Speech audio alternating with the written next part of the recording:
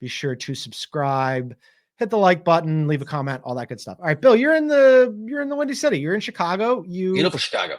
You were all over the combine. Bronny talked to the media yesterday. Before we get into what he said, general takeaways from the LeBron James Jr. experience here.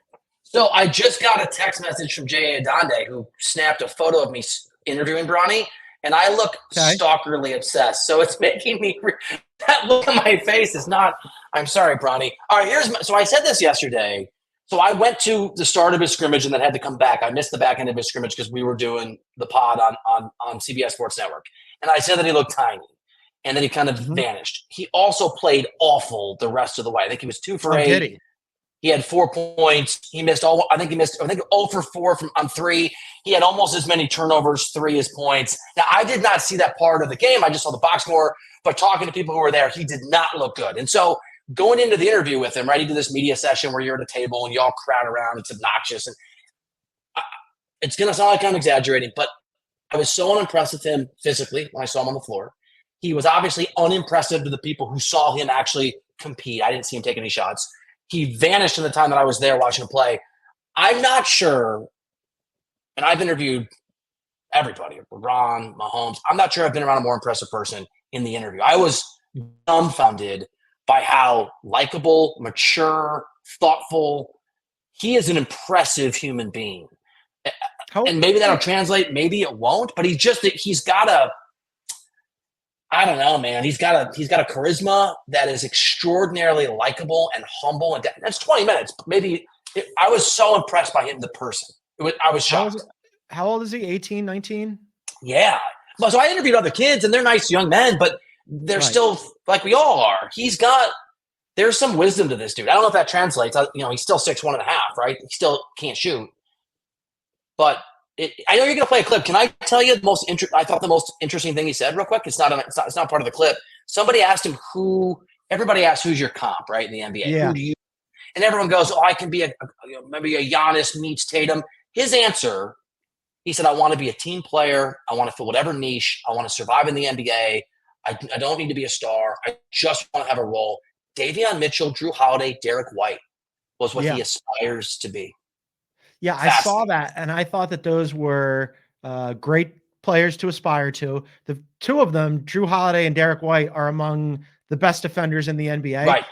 Right. So that's a really high bar to clear. I mean, and on top of that, Drew Holiday and Derek White also have significant offensive games, and one of those guys is on Team USA again. So that might be a bar a little too high to clear. No, well, third or fourth best guys. Is he? I think he counts as a star. Is he the fourth best player in that Celtics team? What's that? Multi-time All-Star, has a championship, multi-time Team USA. I mean, I think that counts. He's underrated. Great. I mean, look, Bronny's a kid. He's young. Maybe he can he's athletic. His vertical was really impressive.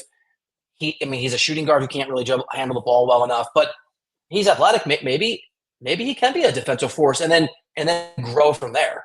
That is the best case scenario. We talked about this yesterday on CBS Sports Network, but I'll bring it up again. Have you seen the videos of him shooting uncontested alone in the gym? Dude, okay, so you did your Ben Simmons thing yesterday, and I was walking around. I bumped into a bunch of coaches. I bumped into college coaches. I bumped into a bunch of executives and media people, and everybody's talking Bronny. That is the most sure. And I won't name check who these people are, but some of them hugged me. Some people that I like, hey, and multiple people go, hey, because I'm like, what do you think of Bronny? Right, like trying to get reporting. Well, I mean, did you see him shoot the threes? And I go, he couldn't shoot at USC. And they're like, oh, that's true. Yeah, that's true. People are just, they're fooled too. You show me one video and I'm like, all right, I'm thinking about it.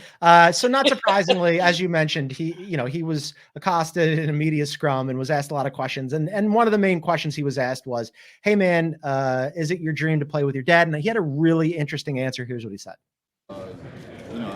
My dream has always just been to put my name out, make a name for myself, and of course, get to the NBA, which is everyone's end goal is here. And I never thought about playing with my dad, but of course he's brought it up a couple times. But yeah. Really thoughtful answer. He's 19 years old. Bill, it doesn't surprise me that he's this polished. He's LeBron's kid, and he's grown up around this his whole life. But I thought that was a really instructive answer that, like, you know, I want to play in the NBA. And, you know, also my dad is this guy over here. So he's polished. He's also, or at least he comes off as extremely authentic. And you've been around guys who are polished or who give good answers, but you can kind of he's not my favorite person, but Chris Paul's a great example. Like, Chris Paul is extremely impressive if you interview. Like, he's polished. Yeah, I think Bronny, to your point, I think there's some wisdom there. And I was talking to some people who kind of know LeBron, like LeBron adjacent, and they made a point that I think is the right point, and that is, so LeBron was a childhood star, right? And that is, and I don't think LeBron gets enough credit for navigating childhood fame so successfully, because that is usually a very Michael Jackson, Macaulay Culkin, whatever. It's hard to do. And we all want our kids to have better lives than we have. This is a young man who clearly has a dad who didn't just grow up in the spotlight, but knows what to avoid in raising a son whose name is going to make him a target of all of our attention. Because and again, I keep saying the same thing, and I know I don't know this, it's just my impression, but I was just stunned by how down to earth and not that I expect to be unlikable.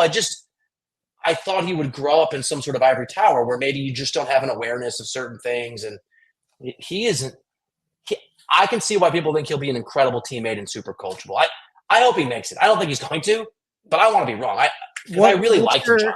What's your impression? He has until May 29 to leave the draft or stay in the draft. Do you think he's staying in? Yeah, I do. I mean, they asked him if he made up his mind. He said he hadn't made up his mind, but every question about his future didn't sound like it was under consideration. Like when he answered about what are you looking for in the NBA? Where do you want to go? What would be the right fit? Do you need to play with your dad?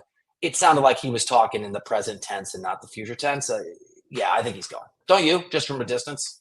I do. From a distance, it feels like after all this, it would be weird if he was like, yeah, I'm going to go to Duquesne, you know, like you're at the combine, you're ramping up. People are talking about you potentially being taken with a 2nd round draft pick and, you know, being developed and going off to the G League, which, by the way, we didn't talk about this yesterday or today yet.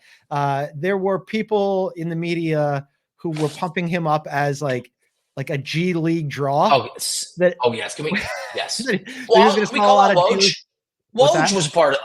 Adrian Wojnarowski was one of the people who put this out there. And I'm a big Woj fan, but Adrian, come on, man. I mean, come on. You don't think he's going to sell a lot of G League tickets? I mean, LeBron doesn't sell out tickets when he goes on the road. It's not like when LeBron shows up at NBA games, everybody buys. No. USC didn't sell. I mean, no, it's farcical. The USC thing is the best comp. Like, if people wanted to go see Bronny, they could go see Bronny. But it's hard for me to imagine he's going to end up like, you know, in Cedar Falls. Everybody's going to go crazy in Cedar Falls. We'll see. I wish the kid luck. I hope it works out for him.